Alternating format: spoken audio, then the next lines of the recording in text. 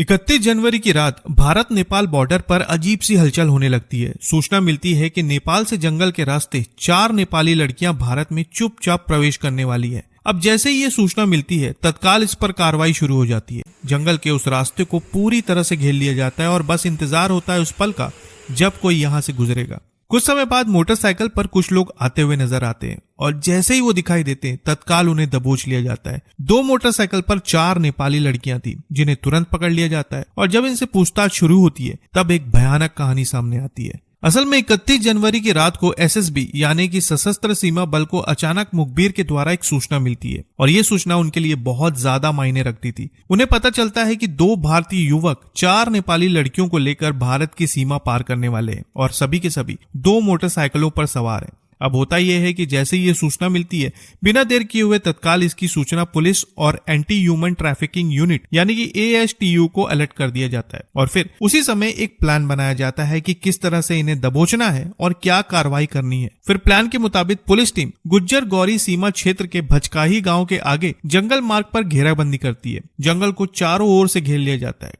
काफी समय बीत जाता है लेकिन जंगल के उस रास्ते पर कोई आता जाता हुआ नजर नहीं आता। लेकिन फिर कुछ समय बाद अचानक मोटरसाइकिलों की आवाज सुनाई देने लगती है। धीरे धीरे ये आवाज बढ़ती जाती है। साफ समझ में आने लगता है कि मोटरसाइकिल उन्हीं की तरफ आ रही है। आवाज सुनकर सभी सचेत हो जाते हैं और कुछ देर बाद मोटरसाइकिल की हेडलाइट नजर आने लगती है। 2 मोटरसाइकिल उसी रास्ते से आ रही थी और जैसे ही वो करीब आते हैं पुलिस उन्हें झपट कर तुरंत दबोच लेती है। लेकिन फिर उसी वक्त आरोपी मोटरसाइकिल छोड़कर वहां से भागने की कोशिश करते हैं लेकिन हर तरफ से उन्हें घेर लिया गया था और बचने का अब कोई रास्ता नहीं था। 2 मोटरसाइकिल पर 4 लड़कियां सवार थी जिन्हें 2 भारतीय युवक जंगल के कच्चे रास्ते से भारत लेकर आ रहे थे। लेकिन सवाल ये था कि आखिर इसके पीछे मकसद क्या था, क्यों इन 4 नेपाली लड़कियों को भारत लाया जा रहा था और आगे जाकर इनके साथ आखिर क्या होने वाला था। हालांकि जब इनसे पूछताछ हुई तब पता चला कि इन दोनों भारतीय युवकों के नाम हरिराम यादव और राम रूप है। ये दोनों श्रावस्ती के रहने वाले हैं। वहीं जब इनकी तलाशी ली गई तो इनके पास से 2 मोटरसाइकिल, एक आधार कार्ड और 2 मोबाइल फोन बरामद किए गए। वहीं जब जांच आगे बढ़ी तब एक बेहद चौंकाने वाली बात सामने आई। जब इन चारों लड़कियों से पूछताछ हुई तब पता चला कि ये नेपाल के छोटे से गांव की रहने वाली हैं और परिवार की आर्थिक स्थिति बिल्कुल भी ठीक नहीं है।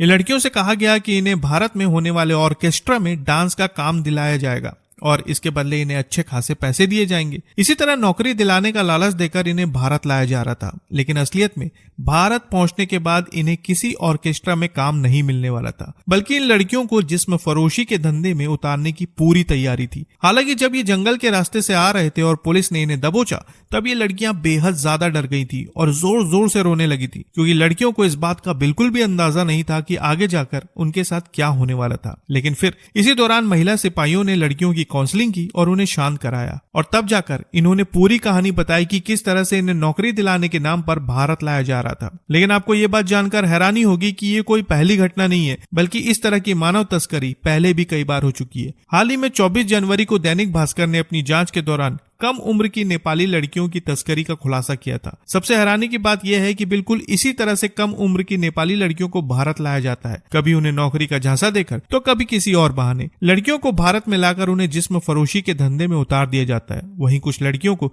खाड़ी देशों तक पहुंचाया जाता है। और इसी मुद्दे को लेकर 31 जनवरी को एसएसबी और पुलिस के बीच कोऑर्डिनेशन मीटिंग हुई थी, जिसमें नेपाल भारत पर हो रही मानव तस्करी के खिलाफ एक्शन को लेकर रणनीति बनाई जा रही थी। लेकिन उसी दौरान मुखबिर के द्वारा उन्हें सूचना मिली कि 4 लड़कियों को जंगल के रास्ते भारत लाया जा रहा है, जिसके बाद उन्होंने अपनी रणनीति बनाई और आखिरकार उन्हें दबोच लिया। कहा जा रहा है कि लड़कियों को एनजीओ के हवाले कर दिया गया है और कागजी कार्रवाई पूरी होने के बाद उन्हें वापस उनके देश भेज दिया जाएगा। देखा जाए तो ये एक बेहद गंभीर मुद्दा है, जहां मजबूर परिवार की लड़कियों को इस तरह से बहला फुसलाकर गलत कामों में धकेला जा रहा है और इसलिए एसएसबी और पुलिस टीम इस मामले में बेहद ज्यादा सख्त हो गई है। उम्मीद है कि आने वाले समय में इस तरह की तस्करी को पूरी तरह से समाप्त कर दिया जाएगा। वैसे आप इस पूरे मामले पर क्या कहेंगे कमेंट में जरूर बताएं और नई खबरों के लिए चैनल को सब्सक्राइब करना ना भूलें।